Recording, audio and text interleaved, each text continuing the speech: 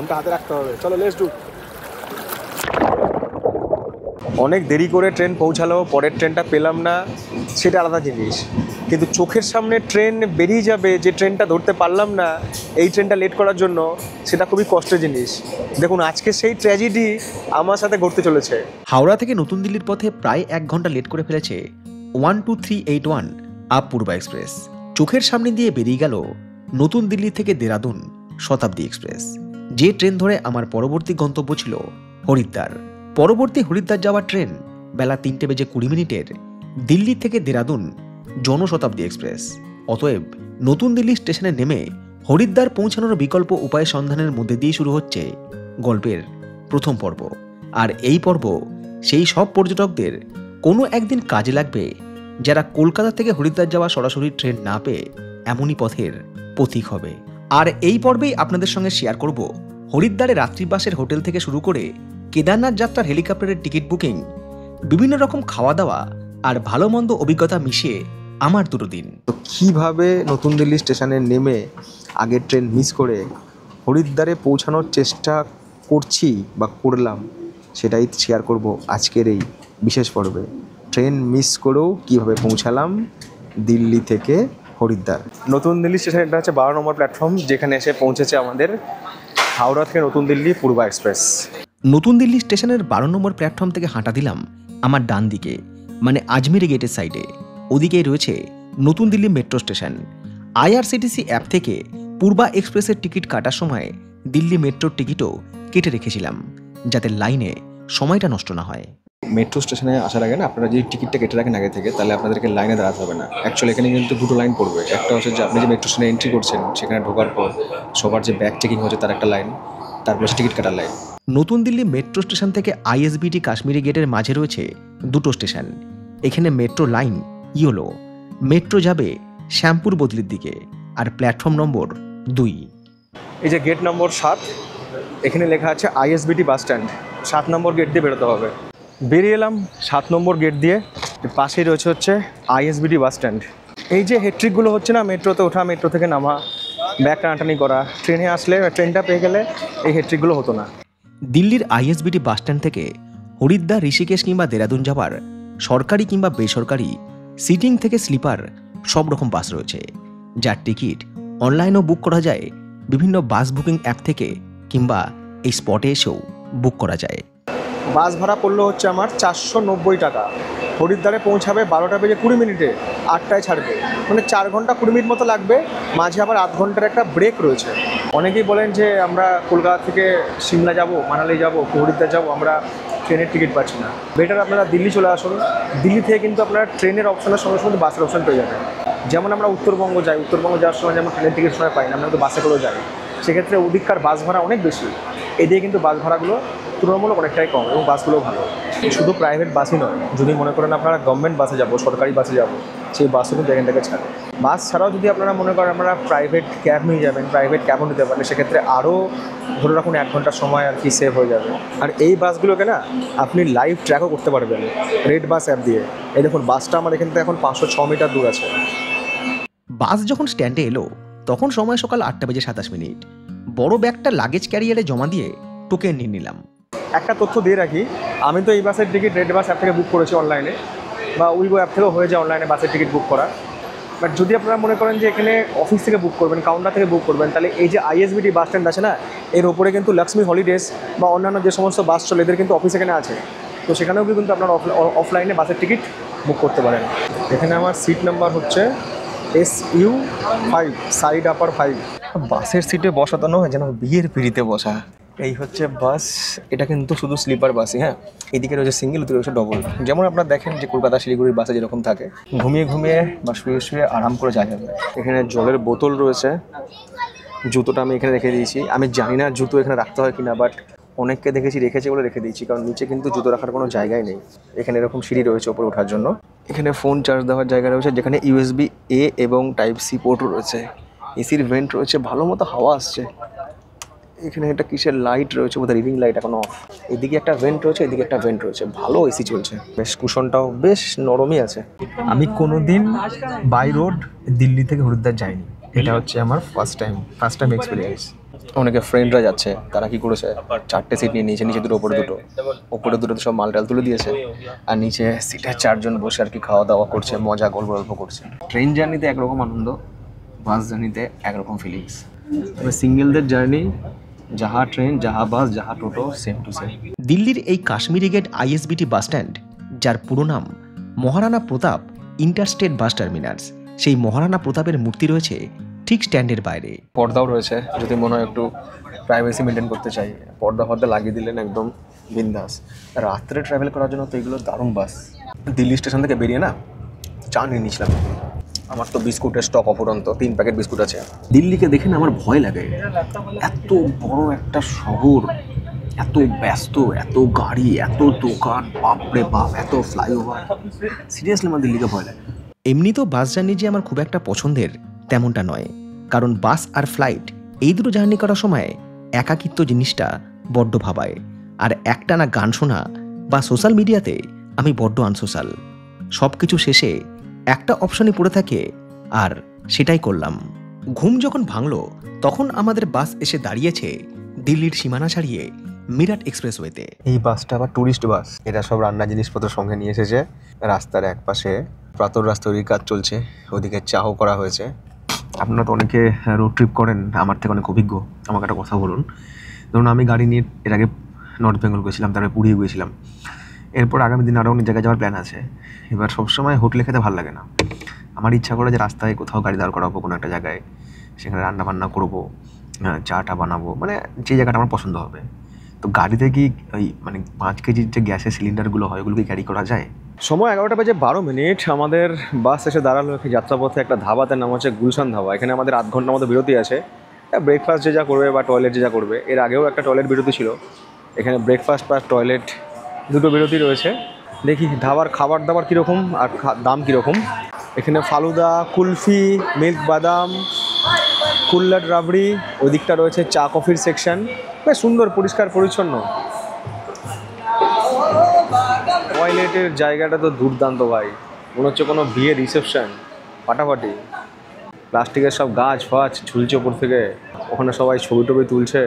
Toilet এত সুন্দর, মনে হচ্ছে এয়ারপোর্টের টয়লেট তাকে ভালো মনে হবে। রেস্টুরেন্টটা বাইরে থেকেও ঝাক্কাস, ভেতর থেকেও ঝাক্কাস, আর এখানে জিনিসপত্রের দামও কি বলবো, ঝাক্কাস। এখান থেকে অর্ডার দিলাম হচ্ছে চা, এখানে চা এটাই দেখলাম সব থেকে কম 24 টাকা। প্লেন পরাঠা আছে 90 টাকা, আলু পরোটা 90 টাকা, বাটার টোস্ট হচ্ছে এখানে 110 টাকা। আমি অর্ডার দিয়েছি একটা বাটার টোস্ট আর 1 কাপ চা।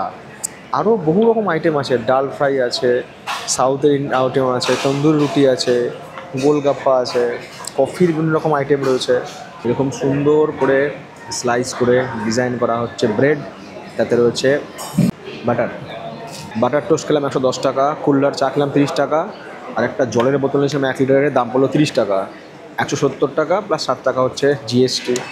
সালা জিএসটি দিতে দিতে ভিখারি হয়ে গেলাম। আর লাস্টে দিয়েছে বিলের সঙ্গে টিকটিকি লজেন্স। আমরা ছোটোবেলা খেলাম টিকটিকি লজেন্স, এই টিকটিকি লজেন্স দিয়েছে। প্রচুর আনফিট হয়ে গেছি, কৈলাস যাত্রার আগে ফিট হতে হবে। 1 মাস কোনো ভ্লগ নয়, ঠিকঠাক ডায়েট আর হচ্ছে মাঠে যাওয়া, অনেক রাস্তা ট্রেক করতে হবে, প্লাস শারীরিক সক্ষমতার পরীক্ষাও দিতে হবে, বিএমআই ঠিকঠাক রাখতে হবে, বডি মাস ইন্ডেক্স। বাস কখন পৌঁছাবে বাস? টাইম হচ্ছে 1:22, এখনও বাস চলছে। মাইলস্টোন বলছে এখনও হরিদ্বার হচ্ছে 21 কিলোমিটার, মনে হচ্ছে না 2টোর আগে বাস পৌঁছাবে। বেলা বাড়লে না বাস জার্নি আর ভালো লাগে না, তারপরে বাস আবার ঝাঁকাচ্ছে। রাস্তা ভালো, কোথাও রাস্তা আবার একটু ডিস্টার্ব আছে। হরিদ্বার এখান থেকে এখনো 13 কিলোমিটার, সাহারানপুর 54 কিলোমিটার। বেলা 2টো নাগাদ বাস আমাকে এখানে ড্রপ করে দিল। কথা বলে জানলাম এই জায়গার নাম হরিদ্বারের ঋষিকুল চক। এখান থেকে আমার পরবর্তী গন্তব্য বিষ্ণুঘাট যেতে টোটো চালকের সঙ্গে রফা হলো 100 টাকায়। ভাইয়া চলো খিদা লাগ গয়া। এখানে টোটোওয়ালা বলছে যে হোটেল কত টাকাতে নিয়েছেন, হোটেল কি বুক করেছেন, না অন্য কোনো সস্তা হোটেল দেখিয়ে দেবো মার্কেটে আপনাদেরকে, কমিশন বাগেরা থাকে। বললাম না ভাই, সব বুকিং আছে, তুমি এখন চলো, দিয়ে আমাকে নামাও। হরিদ্বারের টেম্পারেচার হচ্ছে এখন 33 ডিগ্রি, মোস্টলি ক্লাউডি। আজকে সানসেট হবে 6:59, মনে হচ্ছে হালকা হালকা লুও বইছে। সন্ধ্যাবেলা ওয়েদারটা ভালো হয়ে যায়। এরপর যখন আবার চলে যাবো না কেদারনাথের দিকে, তখন আবার ঠান্ডা ওইদিকে, ওখানে আবার টেম্পারেচার 4-3 এরকম টেম্পারেচার। বৃষ্টি বলে তো কোনো কথাই নেই, আবার শীতের পোশাক আনতে হয়েছে। মানে এমন একটা ট্রিপে এসেছি, গরমের পোশাকও যেমন নিয়েছি, শীতের পোশাকও তেমনি নিতে হয়েছে। আমাদের উচ্চারণে হরিদ্বার, স্থানীয়দের ভাষায় হরিদ্বার। পৌরাণিক মতে দেবী গঙ্গা মহাদেবের জটা থেকে মুক্তি লাভ করে এই জায়গাতেই পৃথিবীতে নেমেছিলেন। যদিও ভৌগোলিক তথ্য বলে হরিদ্বার থেকে 253 কিলোমিটার আগে গঙ্গোত্রী হিমবাহের গোমুখ থেকে উৎপন্ন হয়ে গঙ্গা এই হরিদ্বারে গাঙ্গেয় সমভূমিতে প্রবেশ করে। সমুদ্র মন্থনের পর অমৃত কলসের অধিকার নিয়ে দেব দানবের যুদ্ধের সময় ভারতবর্ষের যে 4টি জায়গাতে অমৃতের বিন্দু পতিত হয় তার মধ্যে একটি হরিদ্বার। সেই সূত্র ধরেই প্রত্যেক 12 বছর অন্তর কুম্ভমেলা এবং প্রত্যেক 6 বছর অন্তর অর্ধ কুম্ভমেলার আয়োজন করা হয় এই হরিদ্বারে। হরিদ্বারের আরও একটা গুরুত্বপূর্ণ জায়গা হর কি পাউড়ি। হর কথার অর্থ মহাদেব এবং পাউড়ি কথার অর্থ সিঁড়ি। কথিত আছে বৈদিক যুগে বিষ্ণু এবং মহাদেব এই স্থানে এসেছিলেন। যারা হরিদ্বারে আসে তাদের অধিকাংশই দিনের বেলা স্নান কিংবা পুজো অর্চনা করার জন্য এবং সন্ধেবেলা সন্ধে আরতি দেখার জন্য এই হর কি পাউড়িতে যান। টোটো আমাকে নামিয়ে দিল বিষ্ণুঘাটের কিছু আগেই, বাকি পথটুকু হেঁটেই যেতে হবে। এই রাস্তার ভেতরে কোনো ই রিক্সা অ্যালাউ নয়, এমনি যদি প্যাডেল রিক্সা হয় অ্যালাউ। আর এখান থেকে বেশিক্ষণ নয়, হেঁটে ওই 300 মিটার মতো। এই রাস্তায় হাঁটতেও ভালো লাগে, এত দোকান না দুদিকে। আর আপনারা আমাকে অনেকে জিজ্ঞেস করেন যে হরিদ্বার বেড়াতে যাব, ওখান থেকে ঋষিকেশ, দেরাদুন, মুসুরি যাব, কোন এজেন্সির সাথে যাব? দেখুন রাস্তার দুপাশে আপনি প্রচুর এজেন্সি পেয়ে যাবেন। এখান থেকে আপনি গাড়ি বুক করে প্রোগ্রাম করুন। আর এখানে খাবার দাবারের দোকানের অভাব নেই। আমাদের ওখানে যেমন দাদা বৌদির বিরিয়ানির দোকান, শুধু দাদা বৌদির বিরিয়ানি সব জায়গায়, এখানে তেমনি তো দাদা বৌদির হোটেল। সামনে যে রাস্তাটা চলে যাচ্ছে ভিড়ভাড় রাস্তা, এটা যাচ্ছে হচ্ছে হর কি পৌড়ির দিকে। আর ডান দিকের রাস্তা যাচ্ছে হচ্ছে বিষ্ণুঘাটের দিকে, যেটা আমাদের গন্তব্য। এইসব জায়গা একই আছে। আমি যখন 2023 সালে লাস্ট এসেছিলাম তখন আর এখন একই আছে। আর এই যে লেখা আছে প্রাচীন শ্রী বিষ্ণু মন্দির, এই বিষ্ণু মন্দির থেকে ঘাটের নাম হয়েছে বিষ্ণুঘাট। আর যারা আসে এখানে যেখানে সেখানে থুতু ফেলে, কলার ফোসা ফেলে, প্যাকেট ফেলে, পরিবেশটাকে আরও বেশি 12টা বাজিয়ে দিয়েছে কিছু লোকজন। তবে এই গঙ্গার ঘাটে এসে কিন্তু মন ভালো হয়ে যাবে। আমরা একটু হোটেলে প্রবেশ করি। হোটেলে তো পৌঁছালাম, রিসেপশনে কেউ নেই, ফোন করি। ये एक विरक्ति। आपके होटल में पहुंच गए, रिसेप्शन में कोई है ही नहीं? पहुंच गया। हाँ। सही हो रहा। होटल तो खुला है ना आपका? है? होटल तो खुला है ना वैसे? खुला है। ঠিক আছে আইয়ে আইয়ে। এরা আমাকে বলেছিল যে হোটেল ইনোভেশনে কাজ চলছে, বাট আপনার জন্য একটা রুমের ব্যবস্থা হয়ে যাবে। আমি যেখানে একবার যাই না, সে নাম্বার তো শেয়ার করতে হবে সোশ্যাল মিডিয়া প্ল্যাটফর্মে।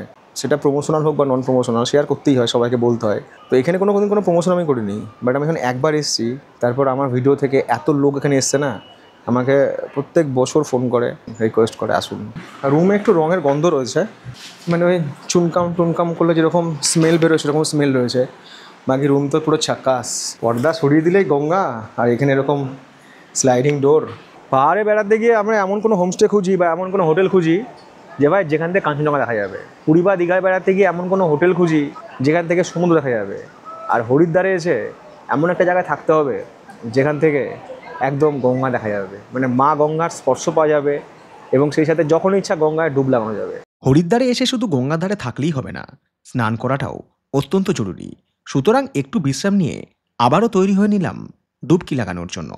ভয় একটাই, স্নান করতে গিয়ে জলের স্রোতে ফোনটা না জলে চলে যায়।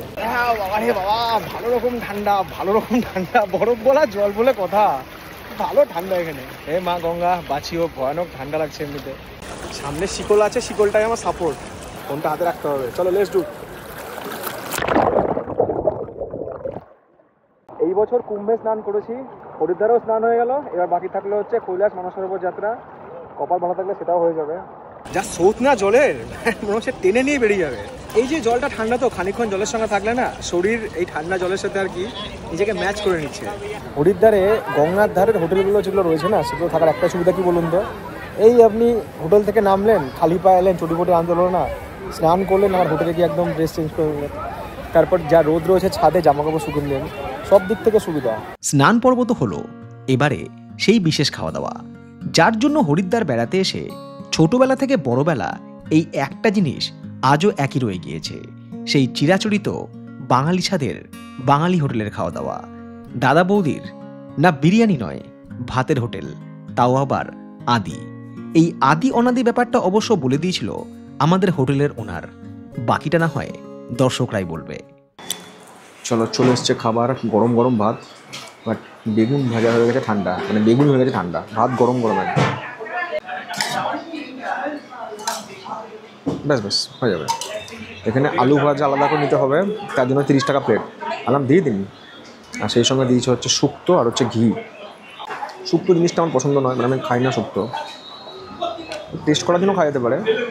রান্না বান্না এখানে খুব সিম্পলের ওপর, তো বেশ ভালো, খেয়ে ভালো লাগবে।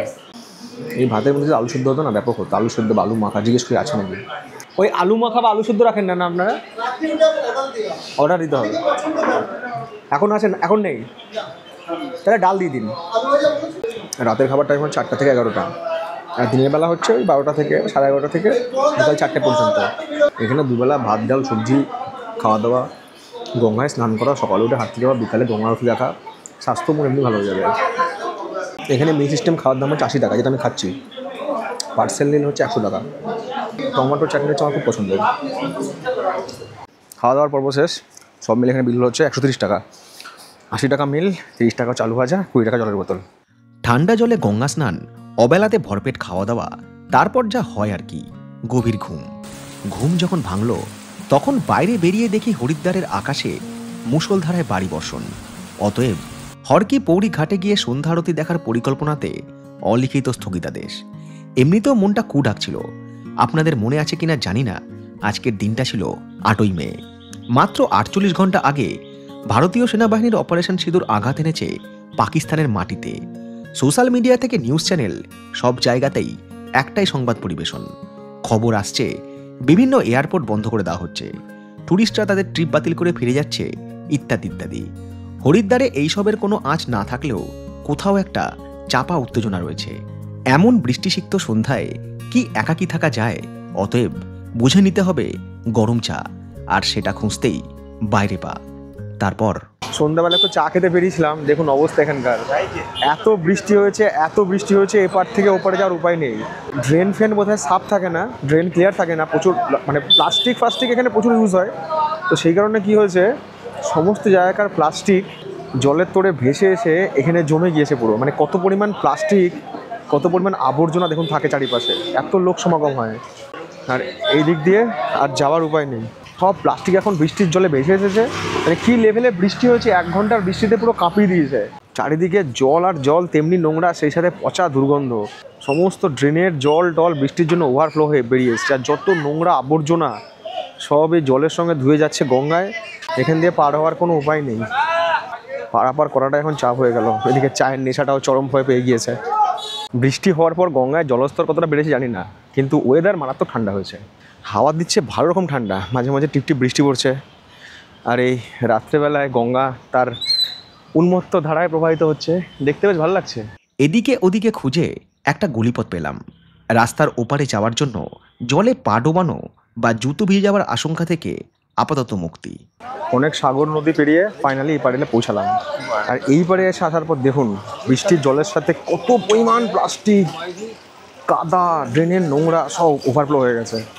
এই সব জল গিয়ে পড়বে হচ্ছে গঙ্গায়, আর আমরা সেই জলেই হাপুস হুপুস করে স্নান করবো, ডুব লাগাবো।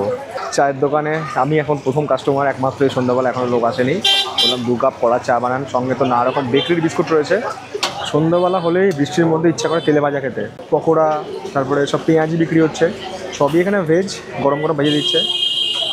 এটা হচ্ছে 250 গ্রামের দাম হচ্ছে 60 টাকা। চা নিলাম, সেই সঙ্গে কিছু বিস্কুট নিলাম, চানাচুর নিলাম। এমন মধুর সন্ধ্যায় একাকী থাকা যায়? নিশ্চয় যায়, যদি সঙ্গে থাকে একটু পেঁয়াজি, 1 ঠোঙা মুড়ি চানাচুর, আর সেই সাথে 1 কাপ গরমা গরম চায়। আজ রাতে আর বাইরে কোথাও খেতে যাবো না, এই খেয়ে পেট ভরে যাবে, কারণ তখন যা ভাত খেয়েছি মোটামুটি পেট লোড। আমি যদি ভুল না বলি, 8ই মের এই রাতে ভারতবর্ষের অর্ধেক মানুষ হতে জেগেছিল, বা আমাদেরকে জাগিয়ে রেখেছিল সেই সব নিউজ চ্যানেল যাদের দেওয়া তথ্য অনুযায়ী আজ রাতেই পাকিস্তানের দখল নেবে ভারত।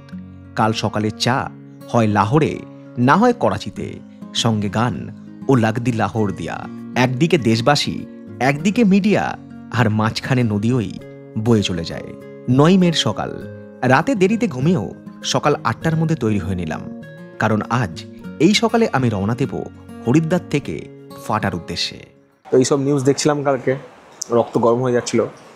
এই করতে করতে রাত 3টের পরে ঘুমিয়েছি। ঘুম থেকে উঠলাম, বাড়ির লোকের ফোন, এই কোথায় আছো, চলে আসো, অবস্থা খারাপ, পরিস্থিতি খারাপ। গতকাল সন্ধ্যাবেলা এখানে যে এত বৃষ্টি হলো, সকালবেলায় উঠে আবহাওয়া পুরো চেঞ্জ, চারিদিকে খটখটে রোদ। সময় সকাল 8:40 শুরু হলো আমাদের জার্নি হরিদ্বার থেকে ফাটার উদ্দেশ্যে। হরিদ্বার থেকে ফাটা সড়ক পথে সময় লাগতে পারে 6 ঘন্টা মতো। ডিস্টেন্স হচ্ছে 212 কিলোমিটার। 6 ঘন্টা আমরা ধরে চলবো না, কারণ পাহাড়ি রাস্তা, আপ ডাউন রয়েছে, আর মাঝে মাঝে কোনো দাঁড়াতে হবে, খাওয়া দাওয়া করতে হবে। তো এটাকে আমরা মোটামুটি 8.5 ঘন্টা ধরেই চলবো। মানে আশা করা যাচ্ছে বিকেল 4টে থেকে 4:30-এর মধ্যে হয়তো আমরা পৌঁছে যাব। আর আমার সাথে রয়েছেন আমার গাড়ির চালক, ওনার নাম হচ্ছে সাবান সিং। তো সাবানবাবুর সাথে আমার যোগাযোগটা কীভাবে হয়েছে, যে হোটেলে আমি রয়েছি গঙ্গানিহারে, ওই হোটেলের যিনি ওনার রয়েছেন উনি আর কি সমস্ত গাড়ির ব্যবস্থা করে দিয়েছেন। হরিদ্বার থেকে ঋষিকেশ 23 কিলোমিটার, দেরাদুন হচ্ছে 51 কিলোমিটার, আর বদ্রীনাথ 318 কিলোমিটার। হরিদ্বার আর ঋষিকেশের মাঝে এই যে ফরেস্টটা রয়েছে, এটা হচ্ছে রাজাজি ন্যাশনাল ফরেস্ট। আর বাঁদিকে যে রাস্তাটা নেমে যাচ্ছে, এটা যাচ্ছে দেরাদুনের দিকে। যারা মনে করছেন ফ্লাইটে আসবেন, তাদের কিন্তু কাছের এয়ারপোর্ট হচ্ছে দেরাদুন। দেরাদুন থেকে কিন্তু কলকাতা সরাসরি ফ্লাইট রয়েছে, বা দিল্লিরও সরাসরি ফ্লাইট রয়েছে। তো যদি আপনারা দেরাদুন চলে আসেন, সেক্ষেত্রে আমার পরামর্শ আপনারা নাইট স্টে করুন ঋষিকেশে। সেক্ষেত্রে হরিদ্বারে ব্যাকে যাওয়ার দরকার নেই, সামনে ঋষিকেশ আছে, এখান থেকে 13 কিলোমিটার। তো ঋষিকেশে নাইট স্টে করে একটু ঘুরে টুরে নিয়ে পরের দিন রওনা দিন। হরিদ্বারের সীমানা শেষ, আমরা প্রবেশ করলাম যোগ নগরী ঋষিকেশ। ঋষিকেশ জায়গাটা সত্যি খুব সুন্দর। হরিদ্বারের মতো এত ঘিঞ্জি নয়, তবে এখানে হোটেল কিন্তু প্রচুর রয়েছে। জায়গাটা অনেকটা কি বলবো, চওড়া, ফেলানো। হরিদ্বার থেকে একদিনের ট্রিপে ঋষিকেশ ঘোরা যাবে। দেরাদুনের রাস্তা কিন্তু এখান থেকেও ভাগ হয়। এখান থেকে দেরাদুন হচ্ছে 42 কিলোমিটার, মসৌরি হচ্ছে 76 কিলোমিটার, আর এখান থেকে দেরাদুন এয়ারপোর্ট হচ্ছে 17 কিলোমিটার। এখান থেকে গঙ্গোত্রী 260, কেদারনাথ 218। ঋষিকেশটা যখন আমরা পার করে যাব, ঋষিকেশ পার করে গাড়ি আস্তে আস্তে আর কি সমতল থেকে পাহাড়ে উঠতে শুরু করবে। আর আপনারা হয়তো জানেন, এই মুহূর্তে কিন্তু ভারতবর্ষের মেন 3টে রেলওয়ে প্রজেক্ট, যেটা সমতলের সঙ্গে পাহাড়কে বা তার হিলকে কানেক্ট করছে। একটা হচ্ছে এই ঋষিকেশ থেকে কর্ণপ্রয়াগ রেলপথ, যেটা হয়ে যাওয়ার পর চারধাম যাত্রা আরও সহজ হয়ে যাবে। ওদিক থেকে আমাদের ওয়েস্ট বেঙ্গলে সেবক থেকে রংপো, সেটাও আশা করছি খুব তাড়াতাড়ি কমপ্লিট হয়ে যাবে। আমাদের সিকিম যাওয়া আরও সহজ হয়ে যাবে। আর তৃতীয় যেটা, সেটা হচ্ছে কাটরা থেকে, মানে জম্মু থেকে শ্রীনগর রেলপথ অলরেডি তৈরি হয়ে গেছে, কিন্তু ট্রেন ইনাগুরেট হতেও হয়নি বন্দে ভারত। এই ওয়ার সিচুয়েশান ঠিকঠাক না হওয়া পর্যন্ত ওই রুটে ট্রেন চালু হবে না, এবং আরও হাই অ্যালার্ট জারি থাকবে। সময় 10:02। চলার পথে এসে দাঁড়ালাম। এটা হচ্ছে নির্ঝর্ণা ওয়াটারফলস এইদিকে। তো এই ওয়াটারফলসের সামনে রাস্তাতে বেশ কিছু দোকান আছে। আর এই দোকানটা দাঁড়ানোর উদ্দেশ্য হচ্ছে, এখানে দেখুন চা তো রয়েছে, সেই সঙ্গে বেকারি বিস্কুটও রয়েছে। এই যে চায়ের দোকানে চা খেতে বসেছি না, যাদের হাতে ফোন রয়েছে, একটাই নিউজ চলছে শুধু, ভারত পাকিস্তানের যুদ্ধ, ভারত পাকিস্তানের খেলার যুদ্ধ। এটা একদম সাংঘাতিক ইস্যু। অনেকে আছেন যারা বাজেট ট্রাভেল করেন বা সোলো ট্রাভেল করেন, তো হরিদ্বার থেকে কিন্তু বাস ছাড়ে, দেরাদুন থেকেও বাস ছাড়ে। সময় অনেকক্ষণ লাগে, মোটামুটি ধরে রাখুন 10 ঘন্টা মিনিমাম ধরে রাখুন। তো সেই বাসে কিন্তু আপনারা যেতে পারবেন। অনলাইনে বুক হয়, রেড বাস অ্যাপ থেকেও বুক হয়। তবে যেহেতু বাস খুব কম চলে, সেক্ষেত্রে কিন্তু বাসের টিকিট আপনারা অনলাইনে আগের থেকেই বুক করে রাখবেন, কিংবা আপনারা হরিদ্বারে এসেও বাসের টিকিট বুক করতে পারবেন কাউন্টার থেকে। আমি একটু দুনমনার মধ্যে ছিলাম যে আমি যাবো কি যাবো না, কারণ যেহেতু পরপর অনেকবার কেদারনাথ গিয়েছি। মানে আমার এবছর সত্যি কথা বলতে প্ল্যান ছিল হচ্ছে গঙ্গোত্রী গোমুখ আমি ট্রেকিং করে যাব, কারণ ওটা আমার দেখা হয়নি। সময় বেলা 12টা, আমরা পৌঁছে গেছি দেবপ্রয়াগে। দেবপ্রয়াগ হচ্ছে সেই জায়গা যেখানে ভাগীরথী এবং অলকানন্দার মিলনস্থল, দুটো নদীর মিল হয়েছে। এই জায়গাটা আজ আমরা দেখব একটু অন্যভাবে, আমাদের বাজ পাখির দৃষ্টি দিয়ে। প্রয়াগ শব্দের অর্থ জন্ম নেওয়া বা সৃষ্টি। উত্তরাখণ্ডে 5টি প্রয়াগ রয়েছে, যাকে বলা হয় পঞ্চপ্রয়াগ: দেবপ্রয়াগ, রুদ্রপ্রয়াগ, কর্ণপ্রয়াগ, নন্দপ্রয়াগ এবং বিষ্ণুপ্রয়াগ। এই প্রয়াগ একাধিক নদীর মিলনস্থল বা কনফ্লুয়েন্স। হরিদ্বার থেকে 74 কিলোমিটার দূরে রয়েছে দেবপ্রয়াগ, যেখানে ভাগীরথী নদী এবং অলকানন্দা নদী একসাথে মিশেছে। উত্তরাখণ্ডের 4 ধামের একটি গঙ্গোত্রী থেকে বয়ে আসছে ভাগীরথী, এবং বদ্রীনাথ থেকে বয়ে আসছে অলকানন্দা।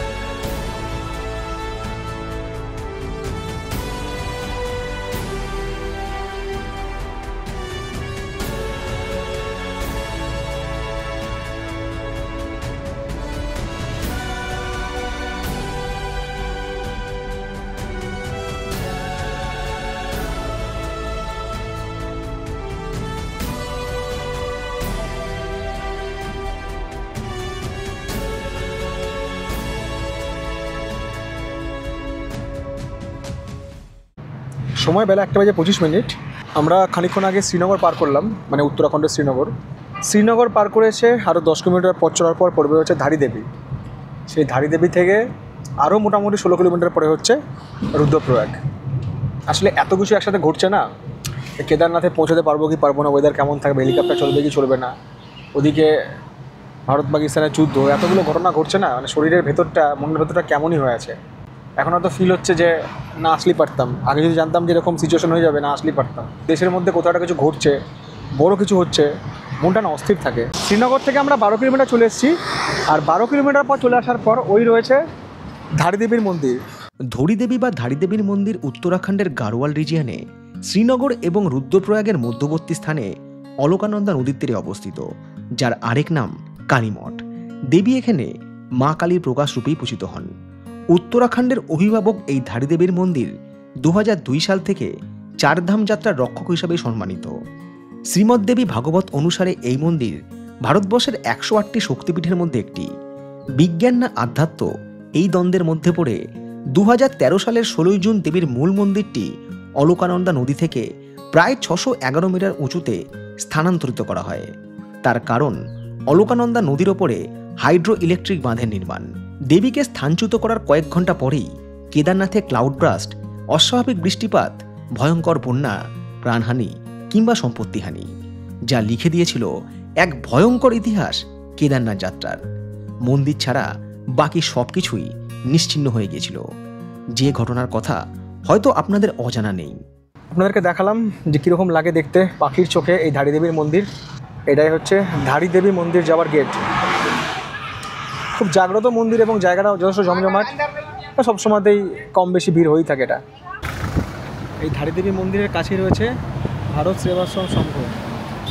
রুদ্রপ্রয়াগের কিছু আগে রাস্তা দুভাগে ভাগ হয়ে যাচ্ছে। সোজা রাস্তা চলে যাবে হচ্ছে বদ্রীনাথের দিকে, আর বাঁ দিকে রাস্তা যাবে হচ্ছে কেদারনাথের দিকে, কেদারনাথ গৌরীকুণ্ড এবং অবশ্যই গুপ্তকাশীর দিকে। এখান থেকে গুপ্তকাশী হচ্ছে এখনও 48 কিলোমিটার। এই পর্যন্ত রাস্তার অভিজ্ঞতা বেশ ভালো, রাস্তা যথেষ্ট চওড়া। যারা মনে করছেন পার্সোনাল গাড়ি নিয়ে আসবেন, আসতে পারেন। সময় বেলা 2:56, 3টে বাজতে চললো। আমরা এই মুহূর্তে পৌঁছে গেছি রুদ্রপ্রয়াগে। রুদ্রপ্রয়াগ হচ্ছে সেই জায়গা যেখানে অলকানন্দা এবং মন্দাকিনী দুটো নদীর কনফ্লুয়েন্স, দুটো নদীর মিলনস্থল। চলুন একবার দেখে নিই আমরা এখন পাখির চোখে কীরকম লাগে রুদ্রপ্রয়াগ, এখানকার সৌন্দর্য, দুটো নদীর সঙ্গমস্থল। উত্তরাখণ্ডের একটি জেলা রুদ্রপ্রয়াগ। অলকানন্দা এবং ভাগীরথীর সঙ্গমস্থল রুদ্রপ্রয়াগ উত্তরাখণ্ডের পঞ্চপ্রয়াগ সহ ছোটখাটো একটা তীর্থস্থানও বটে। জেলার প্রধান নদী কেদারনাথ থেকে উৎপন্ন মন্দাকিনী। এই জায়গা থেকে কেদারনাথ পর্যন্ত মন্দাকিনী অধিকাংশ সময়ে পাশাপাশি বয়ে চলে। বদ্রীনাথ এবং কেদারনাথ যাত্রার সঙ্গমস্থল এই রুদ্রপ্রয়াগের নাম এসেছে রুদ্র থেকে, যার অর্থ মহাদেব। কিংবদন্তি অনুসারে স্বয়ং মহাদেব এই স্থানে আবির্ভূত হয়েছিলেন নারদ মুনিকে আশীর্বাদ করার জন্য। সময় বিকাল 4:14। যাত্রাপথে আমরা এসে পৌঁছলাম যে জায়গায়, তার নাম হচ্ছে কুন্ড, KUND। এখান থেকে এই যে সোজা যে রাস্তা, এই রাস্তা চলে যাচ্ছে হচ্ছে তুঙ্গনাথ চোপতার দিকে, সোজা রাস্তাটা। আর বাঁ দিকের যে রাস্তা সেটা চলে যাচ্ছে কেদারনাথের দিকে, মানে ফাটার দিকে। আমি যে বাসের কথা বলছিলাম না তখন, যে হরিদ্বার থেকে বাস চলে, এই যে এরকম সব সরকারি বাসগুলো চলে, ওইটা হচ্ছে উখিমঠ। উখিমঠ হচ্ছে সেই জায়গা যেখানে কেদার বাবা বছরে 6 মাস থাকে। 6 মাস থাকে মন্দিরে, ডলি নিয়ে যাওয়া হয় যখন কেদারনাথের দ্বার খোলা হয়। আবার যখন মন্দির বন্ধ হবে তখন কেদার বাবা ডলিতে চেপে ওই উখিমঠে গিয়ে থাকবে। এখান থেকে ফাটা হচ্ছে আর মাত্র 14 কিলোমিটার। এই জায়গাটায় আসার পর না, এই যে উচ্চতা অনেকটা এক ধাপে বেড়ে গেল, আর কিন্তু গরম লাগবে না, এবার কিন্তু ঠান্ডা লাগতে শুরু করবে হালকা। ব্যাপারটা এইরকম, যখন আমরা ট্রেন থেকে নামি NGP স্টেশনে, শিলিগুড়িতে নামার পর গরম লাগে, যখন আমরা কার্শিয়ানটা পার করে যাই তখন ঠান্ডা লাগতে শুরু করে। এখানে ব্যাপারটা তাই, এবার কিন্তু ঠান্ডা লাগছে হালকা। আর এই সামনেই রয়েছে গুপ্তকাশী। গুপ্তকাশীতেও কিন্তু থাকার জন্য অনেক হোটেল রয়েছে, হোটেল ধর্মশালা রয়েছে, চাইলে কিন্তু আপনারা এখানে রাত্রিবাস করতে পারবেন।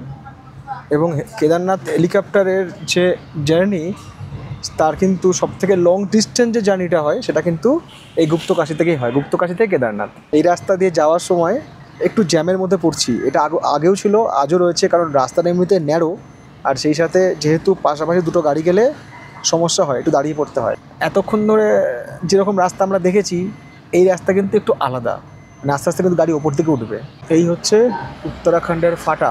এখান থেকে সোনপ্রয়াগ হচ্ছে 13 কিলোমিটার্স, গৌরীকুণ্ড হচ্ছে 19 কিলোমিটার, আর কেদারনাথ হচ্ছে 35 কিলোমিটার্স। বিশেষ করে যাদের হেলিকপ্টারের টিকিট বুকিং রয়েছে তারা কিন্তু ফাটাতেই থাকেন। আর আমি যেখানে হোটেল নিয়েছি ওটা হচ্ছে এই ফাটাতেই ওটা, বাট ফাটার মেন যে জায়গাটা আপনার দেখলেন ওখান থেকে ওই 2.5 কিলোমিটার মতো। এমন একটা জায়গায় হোমস্টে নিয়েছি যেখানে সারাদিন হেলিকপ্টারের আওয়াজ, মাথার ওপরে হেলিকপ্টার। হোমস্টে রয়েছে এর পেছন দিকেই হচ্ছে হেলিপ্যাড, ওখান থেকে হেলিকপ্টার ঘুরছে আর এর নিচেও রয়েছে হেলিপ্যাড। এখানে মানুষজন বসে বসে হেলিকপ্টার যাতায়াত দেখছে, নিচেই রয়েছে হেলিপ্যাড। হচ্ছে রুম, বেড সুন্দর পরিষ্কার পরিচ্ছন্ন চাকাচাক, ছোট্ট টেবিল আছে, ফোন চার্জ দেওয়ার জায়গা আছে, কিন্তু ইলেকট্রিক কেটেল নেই। ফ্যান রয়েছে কিন্তু এখন যা টেম্পারেচার ফ্যান চালানোর কোনো দরকারই নেই, ঠান্ডা লাগছে, এখন এইটার প্রয়োজন আছে। ছোট্ট ড্রয়ার মতো রয়েছে, এদিকে ঘরের মধ্যে একটা বেসিন রয়েছে, আর এই হচ্ছে টয়লেট। আর যেটা দরকার এই জায়গায় এসে, হ্যাঁ গিজারও রয়েছে। ওই হেলিপ্যাড গ্রাউন্ড যেখান থেকে আমার হেলিকপ্টার রয়েছে তার নাম হচ্ছে তুলিয়া। তা ওই হেলিপ্যাড গ্রাউন্ডের নামে একটা রিসোর্ট রয়েছে তুলিয়া রিসোর্ট। তো রিসোর্টটা ফুল, রিসোর্টটায় পাইনি বুকিং, তার জন্য তখন অনলাইনে এটা আমি গুগল ম্যাপ দেখে বুকিং করলাম। তো এই রিসোর্টটাও বেশ ভালো, রিভিউও ভালো। আর আমি যে রুমটা দেখালাম এই রুমটা আমার নিয়েছে পার ডে 2000 করে, মানে আজ রাত্রে 2000 এবং আগামীকাল 2000। আগামীকালের জন্য কিন্তু আমি কেদারনাথেও একটা টেন্ট ইন্ডিভিজুয়াল বুক করে রেখেছি। তার কারণ হচ্ছে ধরুন কেদারনাথ পৌঁছালাম, কোনো কারণে ওয়েদার খারাপ হয়ে গেল, ফিরতে পারলাম না, হেলিকপ্টার চললো না, তখন আমাকে ওখানেই স্টে করতে হবে। তার জন্য কিন্তু ওখানেও আমি একটা বুকিং করে দিয়েছি, মানে plan A, plan B, plan C সব রকম আমি খাটিয়ে রেখেছি শুধু আপনাদের জন্য। কারণ দর্শকরা বলেছিল কেদারনাথের দর্শন কি এই বছর হবে না? ভগবান চাইলে নিশ্চয়ই হবে। আজকে সারাদিন খুব ভালো হেলিকপ্টার এখানে চলেছে, ওয়েদারও ঠিকঠাক আছে, আকাশও সুন্দর। এখানে প্লেন ম্যাগি হচ্ছে 50 টাকা, ভেজ ম্যাগি 70 টাকা। মোটামুটি এখানে সব রকম খাবার দাবারই আছে। তাবা রুটি হচ্ছে 15 টাকা, বাটার রুটি 20 টাকা, চা এখানে 20 টাকা, আর কফি হচ্ছে 50 টাকা। পাহাড়ে রাত হয়তো আগেই নামে, সেই সঙ্গে বেড়ে যায় ঠান্ডা। তাই রাতের খাওয়া দাওয়া দ্রুত শেষ করে তাড়াতাড়ি ঘুমিয়ে পড়াটাই মুনাসিব মনে করে এই হোমস্টের ক্যান্টিনে এলাম। খাবার বলতে ভাত, ডাল, আলু বেগুনের সবজি আর সেঁকা পাঁপড়, এটাই তখন অমৃত। দেখা যাক কালকে সকাল আমার জীবনে কি নিয়ে আসে, কেদারনাথ দর্শন হয় কিনা, ওয়েদার কেমন থাকে, হেলিকপ্টার ওড়ে কিনা। সবাইকে tata, good night, love you. আজ 10ই মে 2025 সকাল। অন্যান্য দিন সকালে ঘুম ভাঙে মোবাইলের অ্যালার্ম শুনে, আজ সকালে ঘুম ভেঙে গিয়েছে সকাল সকাল। কেন? কারণ চারিদিকে এত হেলিকপ্টার। ঘুমের করে ভাবছি কি যুদ্ধ শুরু হয়ে গেছে নাকি আশেপাশে। তারপরে মনে পড়লো না, আমি যে জায়গাতে রয়েছি তার আশেপাশে একাধিক হেলিপ্যাড রয়েছে যেখানে হেলিকপ্টার ওঠানামা করছে কেদারনাথের জন্য। আজকে এখান থেকে সকাল 9টার সময় আমার হেলিকপ্টার রয়েছে কেদারনাথের জন্য, আর 8টার সময় হচ্ছে আমার রিপোর্টিং টাইম, আর এখান থেকে চেক আউট টাইম হচ্ছে সকাল 9টা। সকাল সকাল চলে এসেছি এদের কিচেনে, কারণ আজকে আমি বানাবো হচ্ছে চা। আমার কাছে চায়ের স্টক খুবই কম, এইটুকুই চা পড়ে আছে, আসার সময় চা কেনা হয়নি। এখানে আমার আজ, গতকাল এবং আজ দুদিনের বুকিং ছিল। তো আমি বললাম যে আমি তো আজকে চলে যাবো। বললো ঠিক আছে। আমি বললাম কত এক্সট্রা পে করতে হবে? দুদিনের জন্য 4000 টাকায় কথা হয়েছিল। বললো আপনাকে 500 টাকা এক্সট্রা পে করতে হবে। তো আমি 500 টাকা এক্সট্রা পে করে দিলাম, আর আমার খাওয়া টাওয়া নিয়ে, ড্রাইভারের খাওয়াটা নিয়ে আরও 500 টাকা মতো হয়েছিল, 495 টাকা মতো। আমি 1000 টাকা পে করে দিলাম, ঝামেলা শেষ। মানে 3000 টাকা এখানে গল্প নিপটে নিলাম। গতকাল আমার গুপ্তকাশে তো বুকিং ছিল, আমি না ভুলে গেছি। GMBN বুক ছিল, আমাকে ফোন করেছে, বলছে आपका तो बुकिंग था ना गुप्तकाशी में, वहाँ से GMBN से बोल रहा हूँ। हाँ भैया मैंने तो बाहर करके रखा है। এত প্রোগ্রাম, এত শিডিউল না, কোথায় কি ট্রেনের বুকিং, কোথায় কি আমি সব নিজেই ভুলে যাই। আর সব লেখাও থাকে না ডায়েরিতে সব সময়। এরা 1 ঘন্টা আগে রিপোর্টিং করতে বলে, কারণ কিছু ফর্মালিটিস থাকে, যে বডি ওয়েট নেওয়া, ব্যাগের ওয়েট নেওয়া, টিকিট চেক করা, আইডেন্টি প্রুফ চেক করা। আমার এখানে রিপোর্টিং টাইম ছিল হচ্ছে সকাল 8টা এবং ফ্লাইটের টাইম ছিল হচ্ছে সকাল 9টা। কিন্তু এখন অলরেডি বেজে গেছে 8:18। আমি আমার টিকিট দেখালাম। প্রিন্ট আউট কিন্তু নিয়ে আসবেন, যারা হেলিকপ্টারে ট্রাভেল করছেন প্রিন্ট আউট কিন্তু অবশ্যই নিয়ে আসবেন। 80 কেজির ওপরে যদি ওজন হয় সেক্ষেত্রে আপনার চার্জেস লাগবে হচ্ছে 150 টাকা পার কিলো। যদি আপনার 82 কিলো হয় তাহলে 300 টাকা, যদি 81 কিলো হয় তাহলে হচ্ছে 150 টাকা। আর লাগেজের ক্ষেত্রে একটা নিয়ম আছে, এটা হচ্ছে এই বছর থেকে করেছে 2 কেজি। আগে যেমন লাগেজ ছিল, এর আগে আমি হেলিকপ্টারে ট্রাভেল করেছি, তো সেক্ষেত্রে লাগেজ ছিল হচ্ছে 5 কেজি পর্যন্ত পার পার্সন। এই বছর লাগেজ করে দিয়েছে 2 কেজি পর্যন্ত পার পার্সন। আমার হয়েছিল 4 কেজি। বললো আমার ভেতরে জ্যাকেট আছে, বললো জ্যাকেটটা ভেতরে পরে নেবেন। আর জলের বোতল ছিল, বললো জলের বোতলে জল একটু খেয়ে কমিয়ে দিন, কারণ ওপরে জল টলটাই পাওয়া যাবে। যারা গাড়ি নিয়ে আসবেন, দেখুন গাড়িরও কিন্তু পার্কিং রয়েছে এখানে। গাড়ি পার্কিং করে আপনারা দর্শন করে আবারও কিন্তু রিটার্ন করে গাড়ি নিয়ে বেরিয়ে যেতে পারবেন। এই হচ্ছে এদের office, global Vecta helicopter. Booking link আমি দিয়ে দিলাম ভিডিও ডেসক্রিপশন বক্সে, আপনারা চেক করে নিতে পারেন। কিন্তু সত্যি কথা বলছি আমি, মানে টিকিট পাওয়াটা খুব চাপের। পেয়ে গেলেন তো ঠিক আছে, না হলে খুব চাপ টিকিট পাওয়া। আপনি ভাবুন যে গোটা ভারতবর্ষের লোক ট্রাই করছে, প্লাস অনেকে বাইরে থেকে আসে, তাদের জন্য কোনো এজেন্ট না কেউ ট্রাই করছে। আমার মতো এখানে অনেকেই আর কি অপেক্ষা করছে। ভেতরে ওয়েটিং রুম রয়েছে, চেয়ার ফাঁকা নেই, তাই আমি বাইরে দাঁড়িয়ে আছি। অপেক্ষারত যাত্রীদের মতো আমিও অপেক্ষা করছিলাম হেলিকপ্টারে চড়ে কেদারনাথ যাওয়ার সেই বিশেষ মুহূর্তের। দুঃসংবাদটা হঠাৎ এলো। ভারত পাকিস্তানের যুদ্ধ পরিস্থিতির পরিপ্রেক্ষিতে ডিজিসিএ অর্থাৎ directorate general of civil aviation এই মুহূর্তে ভারতবর্ষের বিশেষ করে নর্দার্ন সাইডে সমস্ত রকম বিমান চলাচল বন্ধ করে দিয়েছে, যার আওতায় এই কেদারনাথ যাত্রা হেলিকপ্টার সার্ভিস অর্থাৎ আর কোনো হেলিকপ্টার যাওয়া আসা করবে না যতক্ষণ না পর্যন্ত ক্লিয়ারেন্স আসে। डीजीसीए का है किसका है? सर ये सेंट्रल गवर्नमेंट से दिल्ली एमएलयू सारी फ्लाइटें कंट्रोल करता है। नहीं तो वो यूकाडो का होगा ना आपका? यूकाडो का मैसेज आया होगा ना? बिल्कुल वाडा का मैसेज आया है। এত টাকা দিয়ে টিকিট কেটে এত পরিশ্রম করে এখানে এসে এখন বলছে হেলিকপ্টার ক্লোজ। এখানে কেউ রাত 3টে থেকে এসে বসে আছে, কেউ 4টে থেকে বসে আছে। টোটাল এখন শাটডাউন, এরিয়াল সব কিছু এখন বন্ধ করে দিয়েছে গভর্নমেন্ট। মানে এই মুহূর্তে যে আপডেট, আজকে 10th মে, টাইম হচ্ছে সকাল 9:32। এরকমও পরিস্থিতি নেই যে আমি হেঁটে উপরে উঠবো, কারণ সেরকম প্রিপারেশন নেই। আর তাহলে আরও সময় যাবে। আর আমার ওদিক থেকে আমাকে পুরী যেতে হবে 11 তারিখে। মানে আমাকে আজকের মধ্যে হরিদ্বার ব্যাক করতেই হবে। হতে পারে হয়তো 1 ঘন্টা পরে খুলে গেল, হয়তো আজকে বিকালে খুললো, হয়তো খুললেও না। এবার এরা আমাকে দুটো অপশন দিচ্ছে, বলছে হয় আপনি আপনার টিকিটের মানে ক্যান্সেল করে টাকা রিফান্ড নিয়ে চলে যান, এখান থেকে ক্যান্সেল করিয়ে দিন, নাহলে ওয়েট করুন। তো এখন টাইম হচ্ছে সকাল 9:49, ওয়েট করি 11টা পর্যন্ত। সময় দুপুর 2টো, অনেকক্ষণ ওয়েট করলাম সেই 9টা থেকে 2টো পর্যন্ত, কিন্তু কোনো রকম কোনো আপডেট নেই। অন্তত আজকের আপডেট এটাই যে হেলিকপ্টার আজকে আর চলবে না। দেখুন ক্যান্সেল করে দিল ওরা। আজকে যে জায়গাতে এসে, যে ফাটাতে এসে কেদারনাথ জার্নির ব্লগটাকে অসমাপ্ত রাখলাম, কথা দিলাম যে এই বছর এই ফাটা থেকেই এই ব্লগটা শুরু করে সেটাকে সম্পূর্ণ করব। আজকের ব্লগটা থাকবে টু বি কন্টিনিউ। এবারে ফিরে আসার অভিজ্ঞতা বলি। রুদ্রপ্রয়াগ থেকে সেই যে বৃষ্টি শুরু হয়েছিল ঋষিকেশ না পৌঁছানো পর্যন্ত তার থামেনি। মেঘ, বৃষ্টি, ছোটোখাটো ল্যান্ডস্লাইড, রাস্তার ধারে অ্যাক্সিডেন্ট, ষষ্ঠ ইন্দ্রিয় বারবার ইঙ্গিত করছে ফিরে যেতে। কিছু একটা ঘটছে আমারই অজান্তে। কোথাও ছোট ট্রাক পাল্টি খেয়ে রাস্তায়, কোথাও বা স্কুটি সহ চালক ঢুকে গিয়েছে ট্রাকের নিচে। আরে বাপরে, বাইক চলে গেছে পুরো ট্রাকের নিচে। হরিদ্বার যখন এসে পৌঁছালাম তখন রাত 9:45। সেই সাথে একটা ভালো নিউজও পেলাম গাড়িতে আসতে আসতে, যে ভারত পাকিস্তানের যুদ্ধ আপাতত বিরতি হয়েছে। হোটেলে পৌঁছে লাগেজ রেখে একটু ফ্রেশ হয়ে বেরিয়ে পড়লাম রাহুলের সঙ্গে।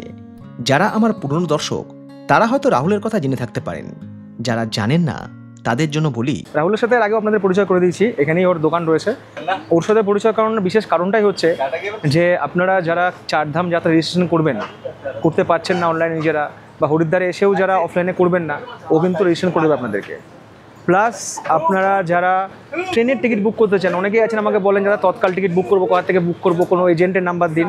তো ওর কিন্তু স্টেশনের বাইরেই আর কি দোকান আছে। এই দেখুন হরিদ্বার স্টেশন হচ্ছে এইটা, তার এখানে ওর দোকান। এখানে কিন্তু ট্রেনের টিকিট বা ফ্লাইটের টিকিট সব কিন্তু ও বুক করে দেয়। আর আরও একটা ভাইটাল জিনিস, সেটা হচ্ছে কেদারনাথ যাত্রার যে হেলিকপ্টারের টিকিট বুকিং, এরকম কাউকে পাচ্ছি না যেখানে টাকা দিয়ে বুকিং করাটা মানে সিকিওর বা সেফ, কোনো রকম স্ক্যাম হওয়ার চান্স নেই। তো বুকিং কিন্তু ও করে দেবে। আমার টিকিট ওই বুক করে দিয়েছে। তো নাম্বার দিয়ে রাখলাম, যোগাযোগ করে নেবেন আপনারা। আশা করছি আপনাদের 4 ধাম যাত্রায় বলুন বা হরিদ্বার আসাতে বলুন, সব দিক থেকে কিন্তু হেল্প হয়ে যাবে। আপনারা হরিদ্বার বেড়াতে এসে যে হরিদ্বার দেখেন, এটা কিন্তু সম্পূর্ণ অন্য হরিদ্বার। আর এটা হচ্ছে হরিদ্বারের রানীপুর মোড়। যেমন আমাদের কলকাতায় নিউ মার্কেট বা আমাদের বহরমপুরে খাগড়া মার্কেট, বা আপনারা যেখানে যেখানে থাকেন সেই শহরে একটা বড় মার্কেট থাকে যেখানে সব কিছু পাওয়া যায়। তো এই রানীপুর মোড় হচ্ছে হরিদ্বারের সেই জায়গা যেখানে সব কিছু পাওয়া যায়। আরও একটা কথা বলে রাখি, 2027 সালে যে অর্ধকুম্ভ হবে সেটা কিন্তু এই হরিদ্বারই হবে। তখন আবার হরিদ্বারে আসবো, তার আগে অবশ্য আরও একবার আসবো, কারণ পুরী আর হরিদ্বার বাঙালির ভ্রমণ ডায়েরিতে বারবার। মোটামুটি শহর থেকে 5 কিলোমিটার দূরে এলাম। এখানে একটা দোকান রয়েছে, এর নাম হচ্ছে ভাইচারা। আপনারা টোটো নিয়েও আসতে পারেন, খুব বেশি সময় লাগবে না। তো ভাইচারার খাবার দাবার খুব ভালো। এখানে আরও রকম সব মানে স্ন্যাক্স আইটেম, ননভেজ আইটেম পাওয়া যায়। আবার এটা থেকে খুব বলবেন না যে আপনি হরিদ্বারে গিয়ে মাছ মাংস খাচ্ছেন, অধর্ম করছেন, বলবেন না। কারণ পুরীতে গিয়েও আমরা মাছ মাংস খাই, আমরা দীঘাতে গিয়েও খাই, যেখানে জগন্নাথ মন্দির তৈরি হয়েছে, আমরা তারাপীঠে গিয়েও খাই। খাওয়াটাকে আমি কিছু মনে করি না যে খেলেই ধর্মচ্যুত হবো, তা নয়। কারণ কর্মই হচ্ছে ধর্ম, ভালোভাবে থাকাই হচ্ছে ধর্ম। আর সবথেকে বড় বিষয়, আমি হরিদ্বারের মধ্যে কিন্তু নেই, এখন হরিদ্বার থেকে 5 কিলোমিটার দূরে আছি। তন্দুর রুটি, বাটার রুটি, লাচ্ছা পরোটা, প্লেন নান, বাটার নান। সড়ক ছাপ ফুড ব্লগারের ভূমিকা অবতীর্ণ হয় সড়ক ছাপ ফুড ব্লগার। আমরা প্রথমে অর্ডার দিয়েছি হচ্ছে মাটন শিক কাবাব। এই রেস্টুরেন্টে যে ওনার আছেন উনি বলছিলেন যে টেস্ট করে দেখুন। তো আমরা অর্ডার দিয়েছি মাটন শিক কাবাব। এই সময় একটা এরকম চাটনি মতো দিয়েছে, আর সেই সঙ্গে দিয়েছে পেঁয়াজ আর হচ্ছে লেবু। এরপরে আমরা নিয়েছি আরও একটা তন্দুরি টাইপের আইটেম, যেটা হচ্ছে আফগানি চিকেন। আফগানি চিকেনটা খেয়ে দেখি, টেস্টি। এইরকম হচ্ছে বাটার নান, তাও একটু স্ট্যান্ডার্ড বাটার নান পেলাম। চিকেন বাটার মশলা একটু টেস্ট করি, এবার একটু কোরমা টেস্ট করি। কোরমা তাও ঠিক আছে, মানে গ্রেভিটা ঠিক আছে, তাও বাটার মশলার গ্রেভিটা একদম অ্যাভারেজ। হরিদ্বারে না যারা ননভেজ খায় তাদের কাছে ননভেজ না অকেশনাল। ধরুন আমরা হয় না মাসে একদিন সিনেমা দেখতে যাই, তো এরা হয়তো মাসে একদিন বা দুদিন ননভেজ খায়, মানে স্পেশাল ডে যাকে বলে। আর এখানে মাটন হচ্ছে এখন আজকের দিনে কাঁচা মাংস 550 টাকা কিলো, মাত্র 550। আর চিকেন ওই 160 থেকে 200 মধ্যে ওঠানামা করে। এখানে 2-3 জন বাঙালি স্টাফ রয়েছে, কথা বলছিলাম, রায়গঞ্জের ছেলে, বললো আমরা 17 বছর ধরে আছি। আর হরিদ্বারের 5 কিলোমিটার রেডিয়েন্সের মধ্যে 4টে জিনিস হচ্ছে রেস্ট্রিক্টেড যাকে বলে, চিকেন, মাটন, মদ আর হচ্ছে অহিন্দু। এই 4টে জিনিস কিন্তু হরিদ্বারের 5 কিলোমিটার রেডিয়েন্সের মধ্যে অ্যালাউ নয়। আবার অ্যালাউ কীরকম, ধরুন সে এলো সকালে কাজ করতে এলো, কোনো হোটেলে কাজ করলো বা কোথাও অফিসে কাজ করলো, আবার সন্ধ্যা ফিরে গেল। রেসিডেন্টস কোনো অহিন্দু 5 কিলোমিটারের মধ্যে হরিদ্বারে অ্যালাউ নয়। তবে হোটেলে ফিরে যাওয়ার আগে একটা জিনিস খুব ইচ্ছে, মানে খাবার ইচ্ছা, সেটা হচ্ছে এখানকার স্পেশাল আইসক্রিম। সেখান থেকে কাছে একটা দোকান রয়েছে, এটার নাম হচ্ছে ক্রিমি সিন। এখানে সব বিভিন্ন আইসক্রিমের ফ্লেভার রয়েছে, নানা রকম আইসক্রিম রয়েছে এখানে। এই হচ্ছে এনাদের মেনু কার্ড, এখানে সমস্ত আইসক্রিমের দাম টাম লেখা রয়েছে। আইসক্রিম সম্পর্কে আমার খুব একটা আইডিয়া নেই, আমি বাটারস্কচ, ভ্যানিলা এই দুটো নামই জানি, আর কোনো নাম জানি না। এরকম সব নানা রকম বিস্কুট রয়েছে। আইসক্রিম খাওয়া নিয়ে যে আমার খুব অভিজ্ঞতা আছে সেটা বলতে পারি না, তবে এই পার্লারে একটা বিষয় দেখলাম, এত আইসক্রিমের মধ্যে যেটা যেটা ইচ্ছে হবে সেটা ওরা টেস্ট করতে দেবে, তারপর পছন্দের আইসক্রিম অর্ডার করে খাওয়া যেতেই পারে। যে খাওয়া হয়ে গেল, চামচটা এখানে ফেলে দিলাম, ঠিক আছে। এবার হচ্ছে পান আইসক্রিম, পান। এবার পশ্চিমবঙ্গের একটা সেরা ফুড ব্লগার আমি হবো। রাহুল কি নিয়েছে? बहुत ভালো হবে সল্টেড ক্যারামেল।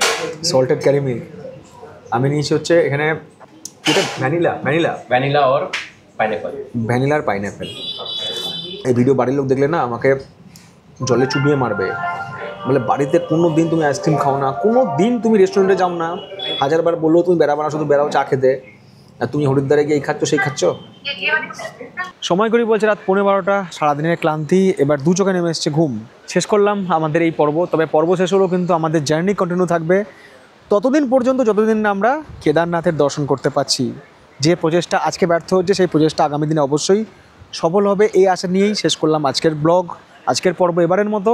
আগামী দিন 11 মে আমি রওনা দেবো হচ্ছে হরিদ্বার থেকে ট্রেন ধরে দিল্লি, এবং দিল্লি থেকে ট্রেন ধরে পুরীর পথে একটা দুর্দান্ত ট্রেন কভার করব, যার নাম হচ্ছে পুরুষোত্তম এক্সপ্রেস। আমার বহুদিনের বহু পছন্দের ট্রেন এটা, কারণ এই ট্রেনটার একটা ইতিহাসও আছে, পরে তখন বলবো যখন ট্রেন জার্নি করবো। তো ফিরবো সেই পর্ব নিয়ে খুব তাড়াতাড়ি। সবাই ভালো থাকুন, সুস্থ থাকুন, ফিট থাকুন, আর গুড নাইট, লাভ ইউ।